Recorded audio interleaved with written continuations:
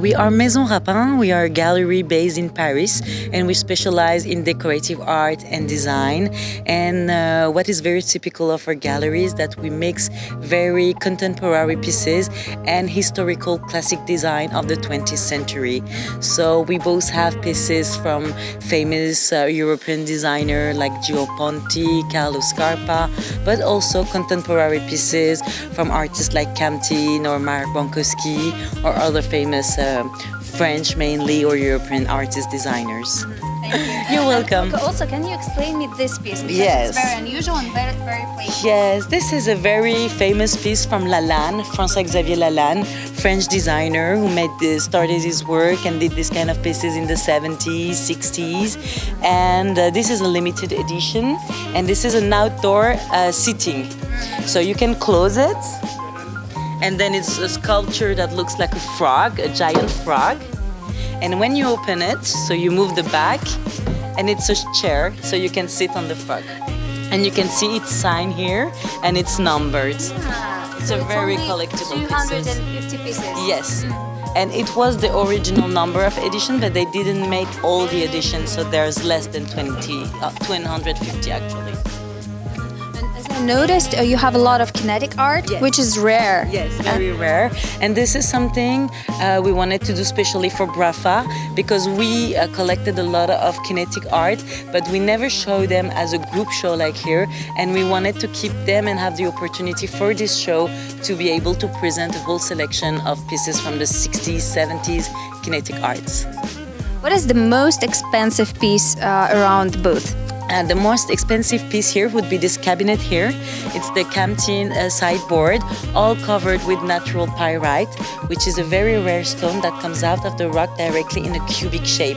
So this is incredible because people can't believe that you have something so geometrical in nature, but it's the natural shape.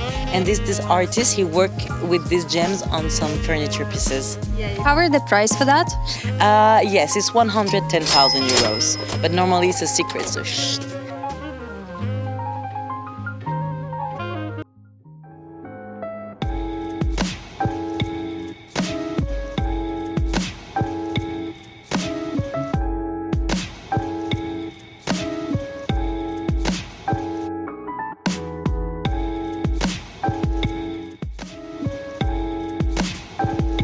Well, we're a Morens gallery from the Netherlands. We're based in Waalwijk. It's a region near in the south of the Netherlands. And we have a gallery specialized in 20th century design with pieces from all over the world, from Brazil, Italy, Scandinavia, actually everything that's been made beautifully and deserves a new second place. The company itself has roughly 60 employees, of which mainly they're employed in the workshop. So that's where we do the restoration on the pieces as well, or the reupholstery or the conservation on some pieces. And I think that that's the heart of the company, I think, when you ask me. Besides that, we have art historians working to document all of the pieces to make sure that they're historically checked. Also the quality check, I think, within the company is very important. And they're trying to get a very strong collection. And I think we've done a great job in showing some pieces here on the fair. Yeah. Tell me about the most expensive object that you have here presented. I think the most expensive object is this chandelier, which is above us. It's a chandelier made by Louis Calf. So he was the head of design of Philips, but I think also the architect and the head of design of Philips. And I think this is it's a unique piece from 1932, which has been in the house, the Hell House, ever since. We just disassembled it a couple of months ago, and it has been there for nearly 80 years. So I think that's especially a super unique piece. You can see this as the Christian Kalf might be the Janine Caldas from the Netherlands. So he's a little bit known for his furniture, but I think the unique pieces of him really stand out. And I think the history and the background, the provenance of this piece. Can you uncover the price? It's 115,000 euros.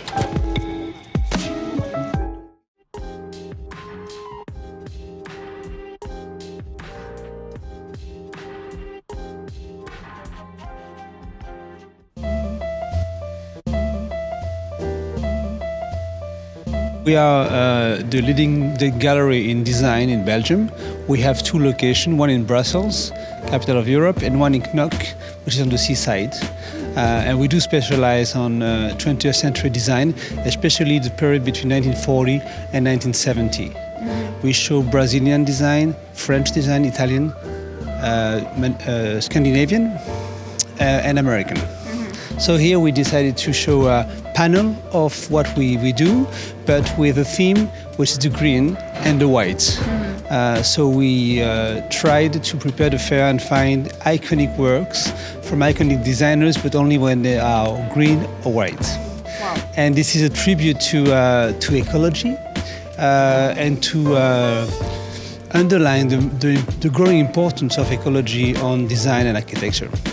What is it in 20th century design what contemporary design doesn't have? Well, I think that there was a time when designers would take the time to build very qualitatively and to think about the design to be a functional design, a beautiful design, and also ergonomic design, so comfortable. And I think that there would be no shortcut in the middle of the century. While today, there is always a shortcut. Either is to try to get a lower price or to make something very shiny and very attractive at first sight, but maybe not very well thought. So I think the time of the creation was longer at the time, and I believe it made things better. But still, I mean, we pose this question to everyone about the most expensive piece, so you have to name it. Okay, let me see. Yeah, I think this is the most expensive piece that we have on the booth. Yes, yes. Can you uncover the price? We are in excess of 80,000 euros.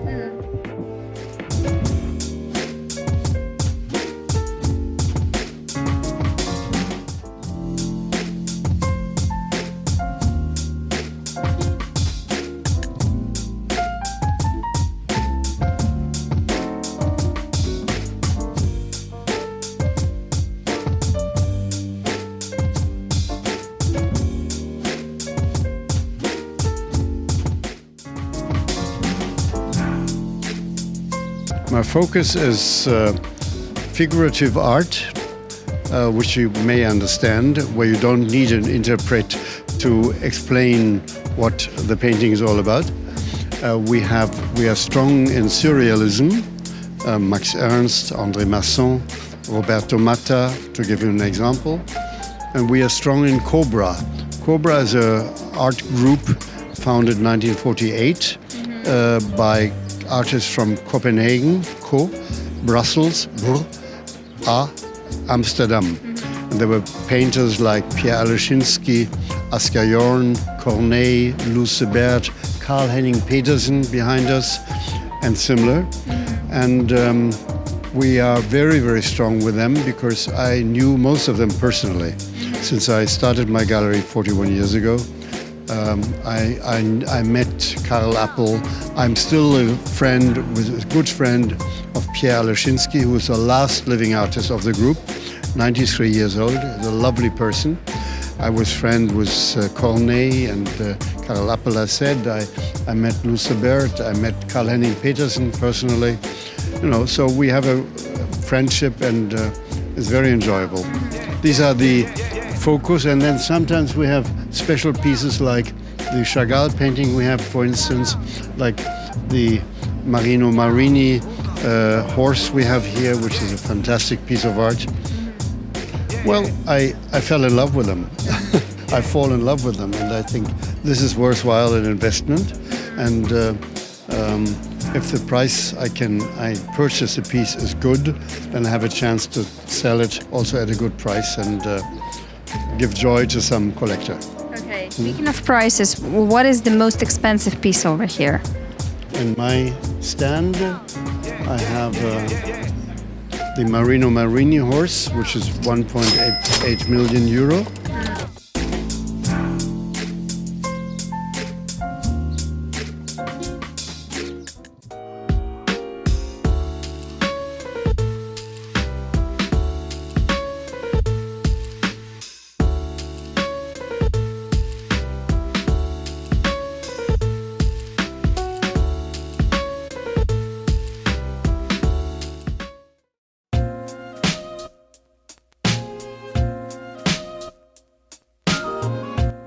gallery started 30 years ago in Antwerp. And then we moved to Knokke, which is a very small seaside resort, like an hour drive from here, on the Belgian seaside. Beautiful. And it's small and provincial, but we like it there. I mean, I'm born there. Right. So I'm in a comfort zone. I don't like that idea of a comfort zone. So we're not Brussels, Antwerp. Brussels would be like, I mean, obviously Brussels is the capital of our country. So there's more concentration, there's a higher concentration of interesting galleries. So we're a bit outside of the main street.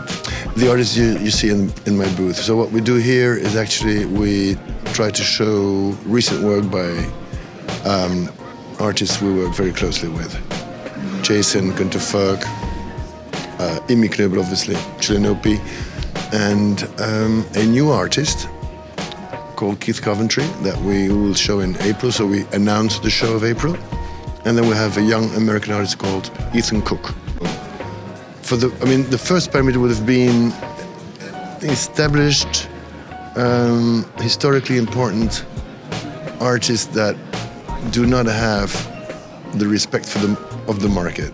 So that I thought were undervalued. So obviously that would create a win-win situation. So I would have an interesting artist in my gallery program, and then also the buyer, the collector, would be happy afterwards.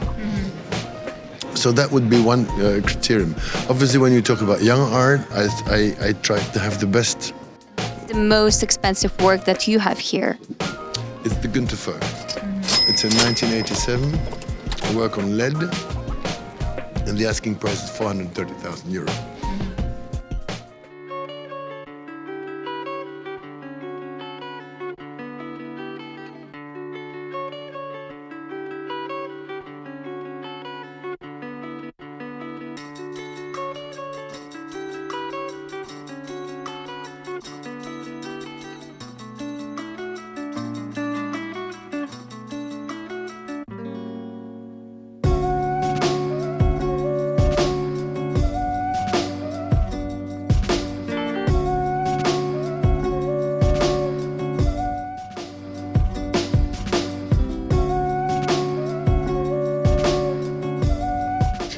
We come from Belgium. Actually, we are not mainly a gallery. We are also a tapestry restoration studio, and we are in Mechelen, in Flanders, just north of Brussels.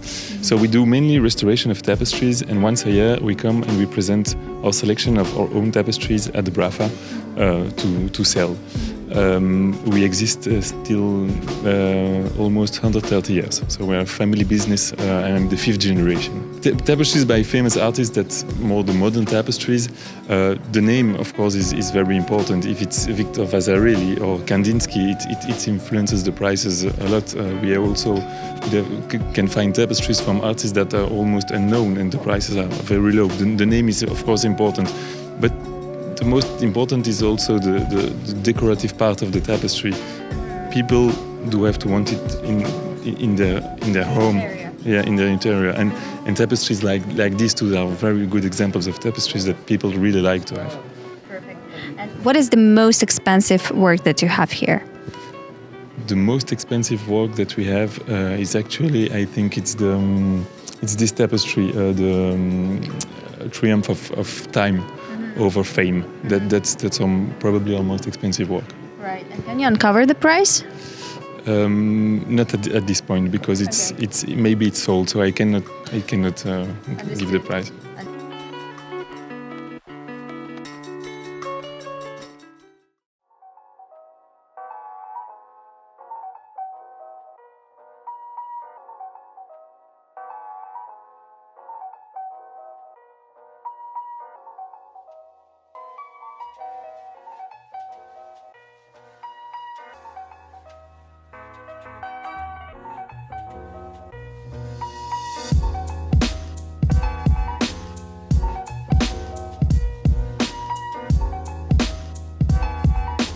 Well, we bring a selection of artists that we represent in the program, And I would say we have a few highlights, including the Wangechi Mutu sculpture here.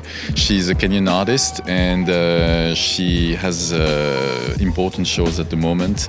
There is one amazing series of 4 sculptures that ornate the front of the Met Museum in New York, and she always does these kind of powerful creatures that are a mix hybrid between women and animals, and here it's an aquatic creature. Feathers and earth and resin. So she takes earth material basically from the ground around the studio in Nairobi, and she uses material to create the sculptures. This is a great example of a late Keith Haring work. We work directly with the estate, with the Keith Haring Foundation, and so this kind of work has never been really shown before. It's coming straight from the estate, so it's very fresh basically, and very unique. It's beautiful. What else? We have here a couple of works by Ugo Rondinone. He's a Swiss artist, so this is a painting that really kind of hypnotizes you with the play of colors and the slow shades, you know. And this is a blue stone sculpture representing a figure, basically, but made, you know, in a very primitive manner. And what is the most expensive work that you have here? The most expensive work? I think it's the Keith Haring.